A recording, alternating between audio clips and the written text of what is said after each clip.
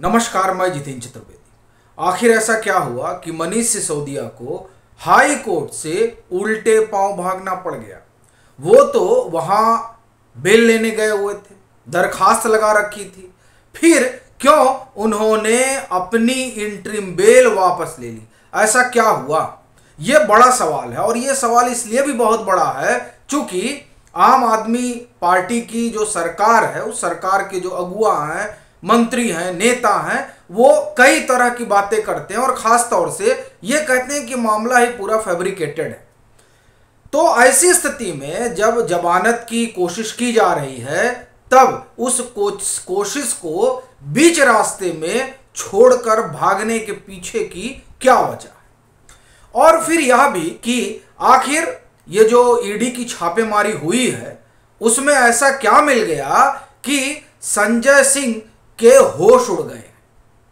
ये दो मुद्दे हैं जिस पर हम लोग बात करेंगे, लेकिन उससे पहले थोड़ा मुंबई भी टहल लेते हैं, इसलिए क्योंकि अरविंद केजरीवाल, संजय सिंह, ये लोग अपने लिए समर्थन जुटा रहे हैं। ये जो अध्यादेश आया है, इस अध्यादेश के खिलाफ ये विपक्ष को लामबंद करने में जुटे हुए हैं कि जब नई संसद में, जिसका ये लोग बहिष्कार कर रहे हैं, उसके इनॉग्रेशन का 28 मई को जो है, तो उस नई संसद में जब सत्र शुरू होगा तो उस सत्र में राज्यसभा में जब बिल आए तो उस बिल को परास्त किया जा सके, उसे खारिज करवाया जा सके।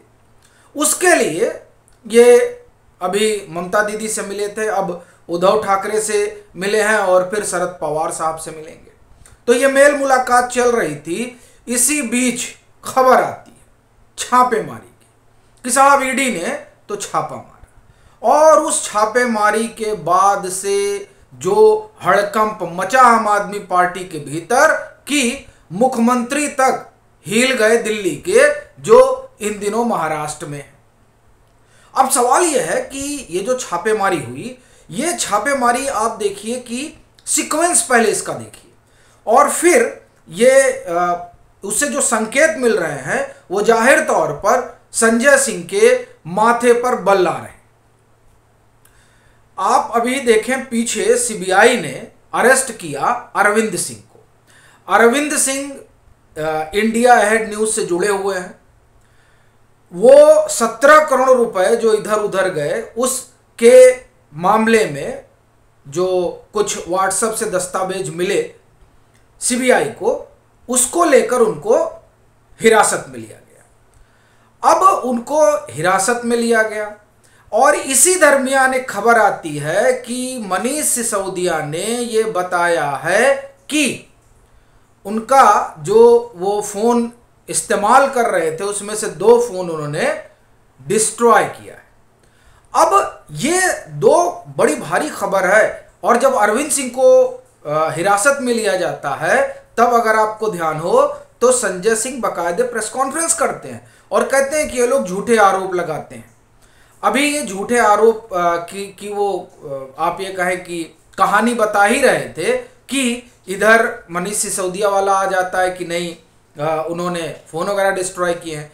ये 2 बातें आपको ख्याल होंगी और आपको ये भी ध्यान होगा कि किस तरीके से गवाहों की बात करके ये बता रहे थे कि ये 6 गवाह हैं और इनको जो है डराया धमकाया जा रहा है। ये सब सीक्वेंस चल रहा था और तभी ये चर्चा हो रही थी कि क्या ईडी इस बार फिर कुछ बड़ा करने जा रही है।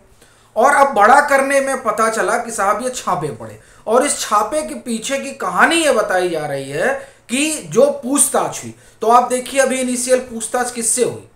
जिन लोगों से अभी पूछताछ हो रही है उसमें नया नाम जो जुड़ा है वो भी आपको हमने बताया। तो अब सवाल ये उठता है कि ऐसी कौन सी जानकारी ईडी के पास आई जिसके बाद ये छापेमारी हुई।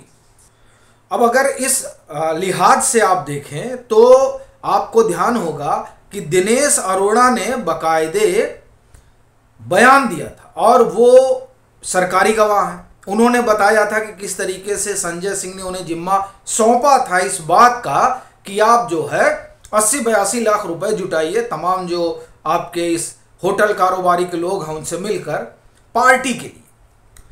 अब ये तो एक बात हुई, लेकिन इसके साथ ईडी जो है वो आप देख ही रहे हैं कि ये जो दारू घोटाले का आरोप लगा हुआ है उसके जांच पड़ताल में भी जुटी हुई, और उस लिहाज से ही तमाम छानबीन चल रही है। अब उसी छानबीन का हिस्सा है संजय सिंह के सहयोगियों के यहाँ छापेमारी। अब सवाल यह है कि क्या उस छापेमारी से कोई सुराग मिले हैं, और क्या वो सुराग ऐसे हैं जिसने संजय सिंह और आम आदमी पार्टी के जो अगुवा हैं उनको परेशान कर दिया है। स्वाभाविक है ये जब ईडी इसका खुलासा करेगी तो बहुत चीजें सामने आएंगी, मगर जिस तरह की अकुलाहट है वो तो ये बता रही है कि कुछ है जो ईडी अपने साथ लेकर गई।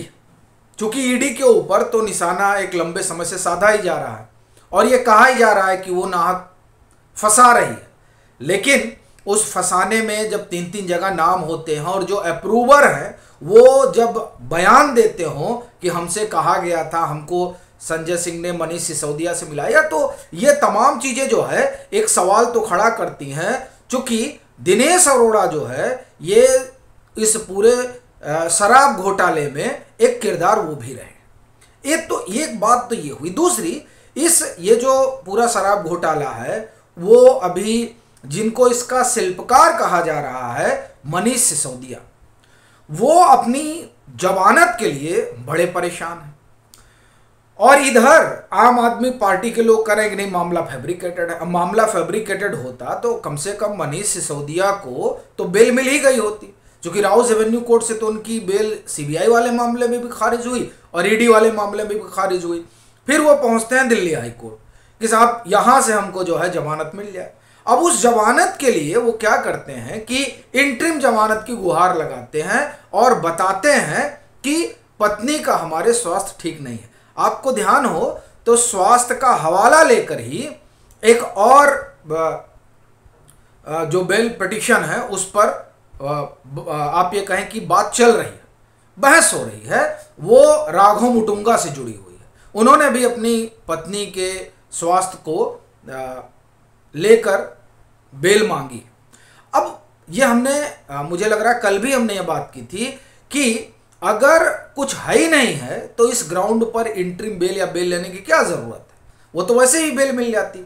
मगर ये जो बेल नहीं मिल रही है वो तो बता रही है कुछ है। खैर, मनीष सिसोदिया ने जो दरखास्त लगाई थी अपनी पत्नी के स्वास्थ्य का हवाला देते हुए, तो इसमें एजेंसियों ने इस बात का खुलासा किया कि दरअसल मनीष सिसोदिया ने यह तथ्य छुपाया कि उनकी पत्नी को जो है अब अस्पताल से छुट्टी मिल गई है, यानी अब वो घर जा चुकी हैं। इस तथ्य को उन्होंने छुपाया और दरअसल जब इसे एजेंसियों ने उजागर किया दिल्ली हाई कोर्ट में, तब मनीष सिसोदिया को लगा कि कहीं मामला गड़बड़ ना हो जाए, इसलिए उन्होंने अपने इंटरिम बेल की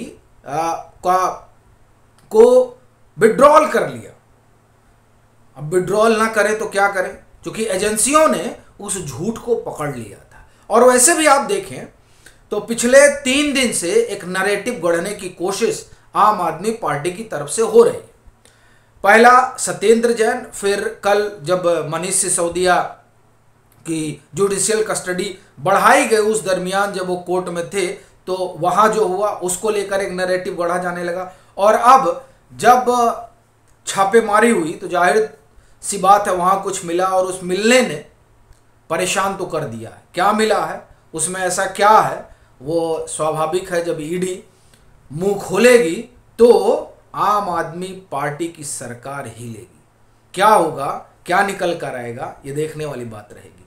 आपकी अपनी क्या राय है जरूर साझा करें। मतांतर से नहीं जुड़े हैं तो जुड़ें, वीडियो को लाइक करें और खूब शेयर करें।